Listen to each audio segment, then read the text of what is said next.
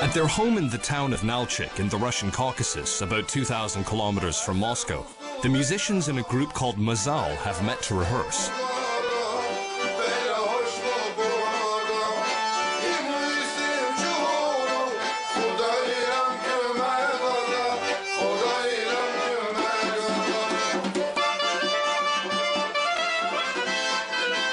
Their music is made from a mixture of Jewish and Caucasian elements. It's the typical fare of musicians in Russia's mountain Jewish community. The Mountain Jews are one of Russia's more enigmatic peoples. They've lived for centuries in the Caucasus region. Mazal consists of Boris Melikhov at the concertina and the Alkhazov family, Shalom and his son Khatserom. I play the drum, the duduk, a Caucasian wind instrument, the clarinet and saxophone. My father plays the concertina and sings. People throughout the whole republic and beyond invite us to their weddings and bar mitzvahs. Right now we're going to the United States. At the beginning of the year, we'll be playing there at a wedding, and the whole group is going there. This concertina is a precious family heirloom, a gift to Khatserom's great-grandfather from the Kremlin. This is a concertina from 1936. This house was built by an honored artist, Khatserom Alkhazov. Soviet Marshal Voroshilov and Stalin ordered this concertina to be made for him. It bears his name. You see this gold clock? Here's the inscription. For the honored artist of Kabardino-Balkaria, Khatserom Alkhazov.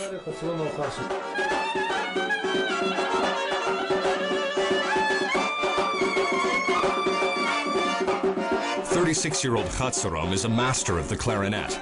He can play a great tune, even with half of the instrument missing.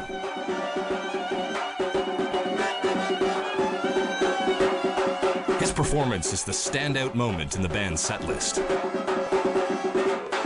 And Khatserom takes it to the limits. Even the neighbors have come to watch his outstanding performance.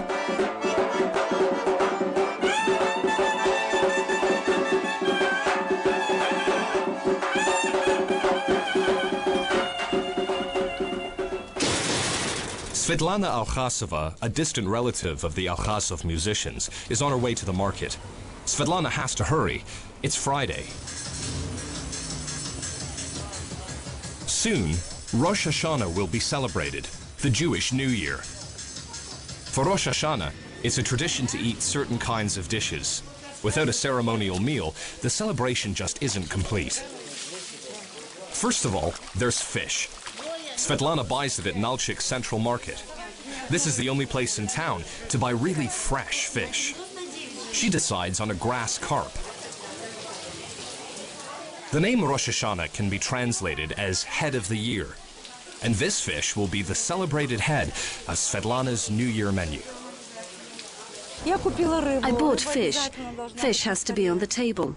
It must have a head to symbolize the beginning of the year. And pomegranates, they symbolize success. They contain many seeds. People living in your house and everyone meeting the new year with you, their success will be plentiful, just like the pomegranate seeds. Once she's bought everything she needs, Svetlana hurries home. After the sun sets, she mustn't do any more work according to Jewish rules. And that means no cooking. Rosh Hashanah is the only Jewish holiday celebrated on 2 consecutive days. So Svetlana has to prepare food in advance for the whole holiday. She expects her son, who lives with her, for dinner, and others are coming too. Over the next 2 days, relatives, friends, and neighbors will drop by for a chat and to taste the delicious food she's preparing. After cleaning the carp, Svetlana rubs it with salt. Then she adds carrots, lemons, and some mayonnaise. The whole fish is wrapped in tin foil and put into Svetlana's old oven. Here, it'll cook for the next hour. The next dish Svetlana prepares is adreplo, a mixture of homemade noodles, eggs, and raisins. Svetlana uses 15 eggs for this gigantic dessert. The ingredients are mixed and then fried in hot oil in a pan. And after that, it's baked in the oven. Adreplo is another traditional dish of the Mountain Jews. We usually make this dish for weddings or birthdays, for parties as well. This is an original dish of the Mountain Jews. No party can do without it. If you make it, that means there's something to celebrate. While everything is baking in the oven, Svetlana prepares the ceremonial table. When the fish comes out of the oven, the New Year's dinner is ready. Tradition and religion define what will be part of the meal. Apart from fish, apple slices dipped into honey are a must, so that the new year will be a sweet one. There have to be 7 different kinds of fruit on the table. We have to prepare meals for the next 2 days before the sun goes down, before we light the candles. The whole work of cooking and laying the table has to be done before the holiday begins at nightfall. Then the men go to the synagogue to read the prayers, called the Kiddush. After that, we have to go home, light the candles, read more prayers, and sit down at the ceremonial table.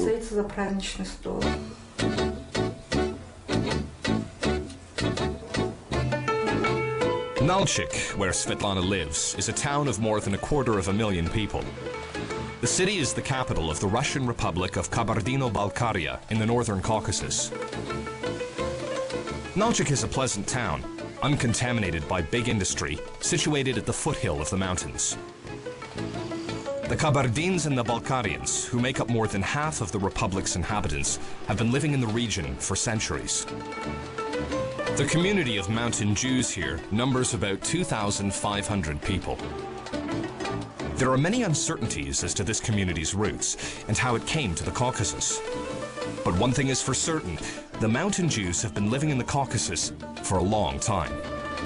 Their culture is a mixture of Jewish elements with local Caucasian ones. The center of Nalchik's Jewish community is the synagogue, and it's Friday evening. Rabbi Levi Shabayev meets his community gathering for prayer. Rosh Hashanah, and with it all the restrictions Jewish law prescribes, will begin at sunset. There are restrictions that will prohibit you doing any more filming that will begin in a few minutes.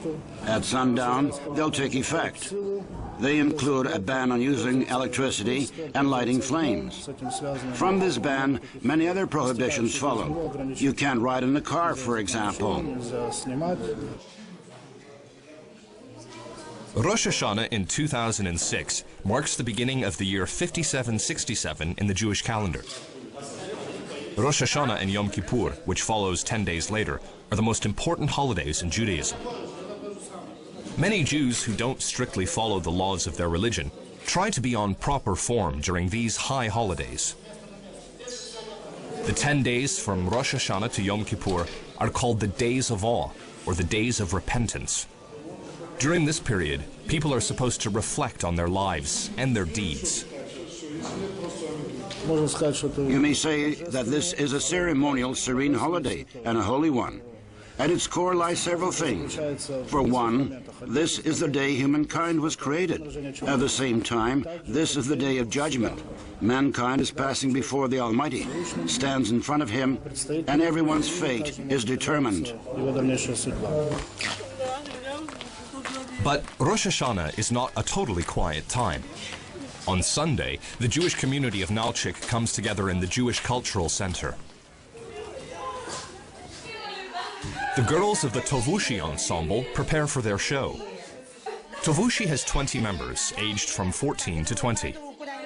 The girls perform a variety of dances.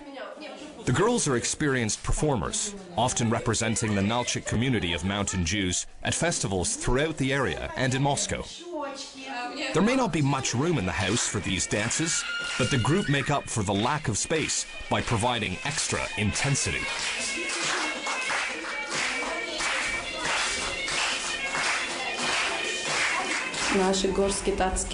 I like the dances of the mountain Jews best. They belong to us. They are near to me.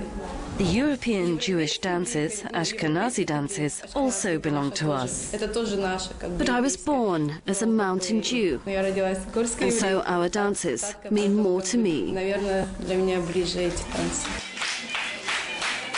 Music and dancing are important parts of the culture of the Mountain Jews.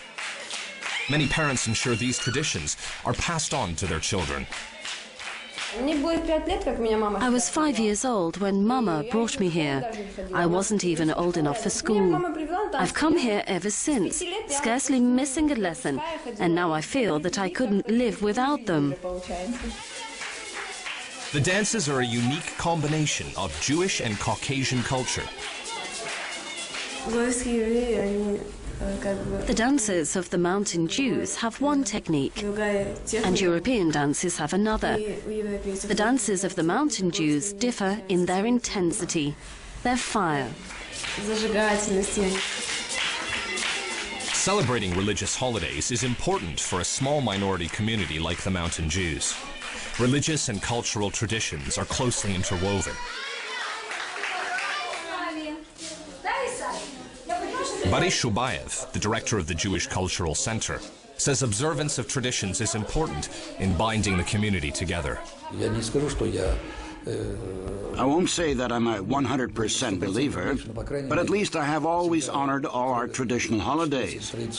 I always try to keep kashrut at home, the traditional regulations for eating that prescribe how food has to be prepared to be kosher. We live for our children, and we live for our community. The Cultural Center plays an important part in the livelihood of Nalchik's Jewish community. It does social as well as cultural work and serves as a meeting point for festivities like this one. For its director, all of these activities point to a larger goal.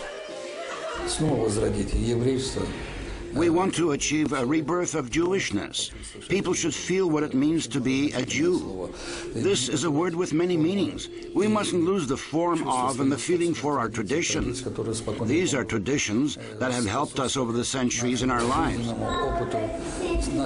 They have helped to preserve us.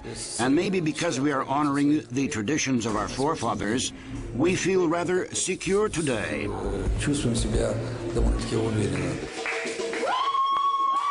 The community of Mountain Jews in Nalchik isn't large, but their spirits are high.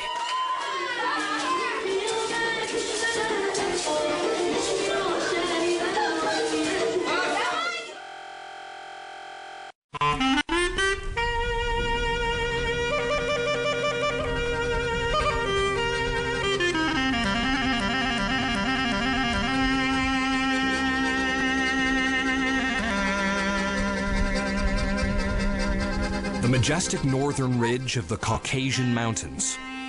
The tallest mountain here, the Elbrus, rises more than 5,600 meters into the sky, making it Europe's highest mountain. It's an inactive volcano. On its slopes is one of Russia's best-known ski resorts, where winter sports are possible even in the middle of summer.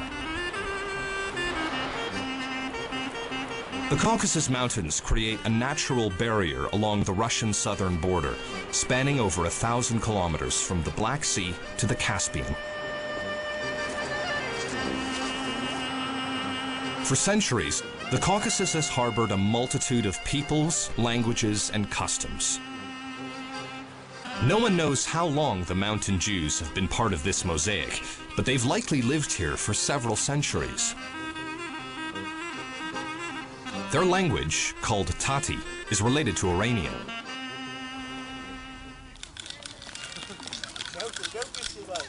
Kabardino-Balkaria is predominantly Muslim. People here cherish their age-old traditions. Wedding processions like this one, with Kabardine riders in traditional costume, are very common. The Mountain Jews have lived here for a long time, peacefully, alongside their Muslim neighbors.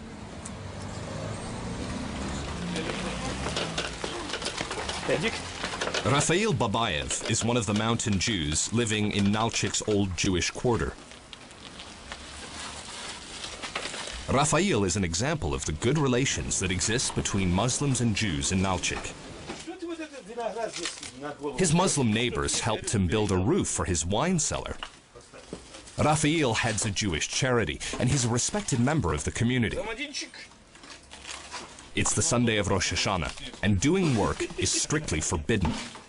But he says that sometimes he needs to bend the rules. In my opinion, any holiday has to be celebrated by working. Work is the most honorable occupation at any time. On weekdays, I simply haven't got enough time. I have to make use of every minute, even on the weekend. And especially now, because the autumn rains aren't far away. I have to get the roof ready by then, so I can continue working inside. Rafael came to Nalchik from Dagestan, a nearby Russian republic. He brought his knowledge of winemaking with him. The year's first wine is already fermenting in big glass bottles in a storage room. In Nalchik, the grapes he grows in his courtyard and at his country house don't contain enough sugar, so he must add some regularly to keep the fermentation process going. For Rafael, wine is important because of its many health benefits. This argument has convinced his Muslim neighbors. My neighbors are Kabardins. They've taken up making wine. I've shown them how, and they relish drinking it. So, how can I say it? There is more of a democratic attitude towards it. Their belief doesn't allow them to drink wine, but they drink it anyway because they want to go on living. They don't want to run to the doctor. And this is a healing potion. Rafael's vineyard shows that Muslims and Jews can live together peacefully in the Caucasus. Not far away from Rafael's house is the Jewish Cultural Center. As always, the place is buzzing. The center contains a library filled with books on many topics, from Jewish cooking to a Jewish encyclopedia, works in Russian, Hebrew, and Tati, the original language of the Mountain Jews. Tati, or Juhuri, as the Mountain Jews themselves call it, was in danger of being lost for many decades. But today, there's a renaissance of the language. Our own Mountain Jewish language, Tati, is being born again. For example, I can read books in Tati. I am able to translate Mountain Jewish literature. But what's more, look at this boy who has just arrived here. He's asked for a book containing proverbs in the Mountain Jewish language. I can take a book and translate them for him. But this child, who is 10 years old, wants to know the language as well. Small children want to study and master the Mountain Jewish language. Above the piles of books, photographs on the wall show famous artists and musical ensembles from the Mountain Jewish community. Among them, a picture of Hatzerom Alchasov, the great-grandfather of the leader of a band called Mazal. The center serves the social needs of the community too. It coordinates applications for compensation payments from a special fund set up for forced laborers in the Nazi regime. And it maintains all official contacts inside Russia, as well as for the numerous activities linking the Mountain Jews of Nalchik with Israel. The center also organizes Hebrew language courses. Many Jews from Nalchik have emigrated to Israel after the collapse of the Soviet Union in the early 1990s, and they keep close ties with home. Some of these pupils will soon leave to study in Israel. Others feel a desire to learn the language of the holy books of Judaism. Their teacher says Hebrew is a popular subject. In the time I've worked here, whole families have come to the lessons. That includes grandfathers, grandmothers, their sons and daughters, and grandchildren. Even the in-laws came along for Hebrew lessons. Can you imagine? Whole families. Mountain Jews that have emigrated to Israel take care not to lose touch with their homeland. Since 1997, artist Ilya Davuidov divides his time between Israel and Nalchik. Like this scene, set in a cafe, his paintings depict modern life. He says his paintings don't sell in Israel. Customers there prefer more traditional, religious themes. Although Davuidov has officially emigrated to Israel, something always draws him back to Russia. This is my home. I was born here. My parents were born here. Over there, that's our historic homeland. from where our forefathers came a long time ago. But this here is our second home, and it's no less dear to me than the other one. I know the Russian language well. I've been educated in this country. My children are able to live over there. They know Israel well. But for the time being, you know, I want to be over there and here at the same time.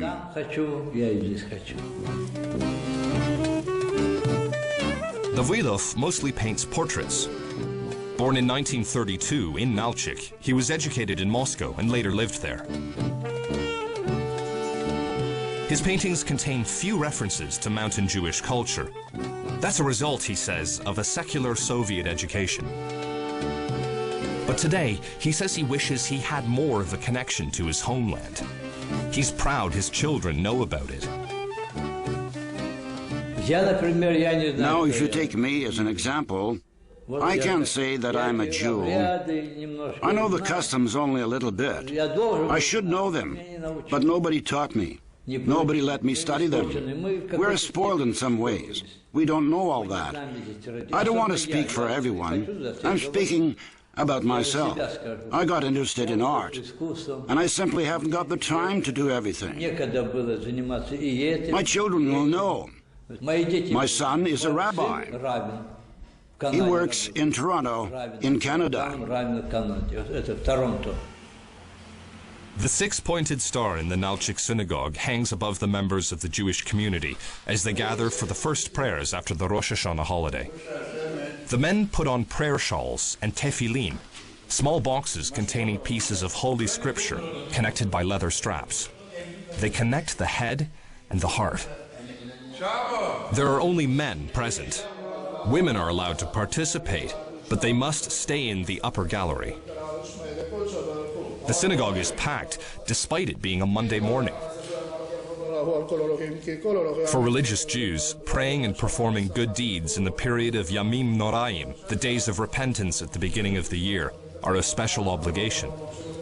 Much of the ceremony is the same as in Jewish services the world over. But there are many differences between mountain Jews and other denominations. Every community has its own customs. It would be more correct to speak of the differences between Sephardim and Ashkenazi, or Oriental and European Jews. The differences lie in some customs, in nuances, how the communities usually do things. The rules of prayer vary in several ways. There are some differences in cooking and several other practices. In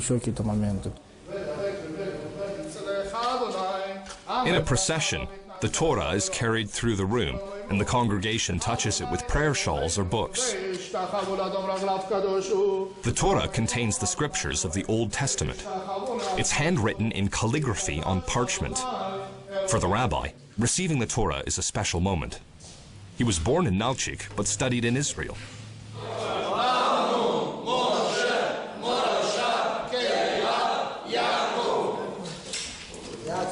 The Nalchik congregation is lucky to have one of its own as their rabbi. I was happy that a possibility opened up to be here, and I naturally was most happy to make use of it. People here greeted me warmly and took me in. I was extremely glad to return to the place where I was born, where I know the mentality, where I have many friends and acquaintances. And I knew that I could be of good use in this place. The Torah is carried back into the Ark, and the morning prayer is over. The year 5767 can begin its course for the mountain Jews of Russia.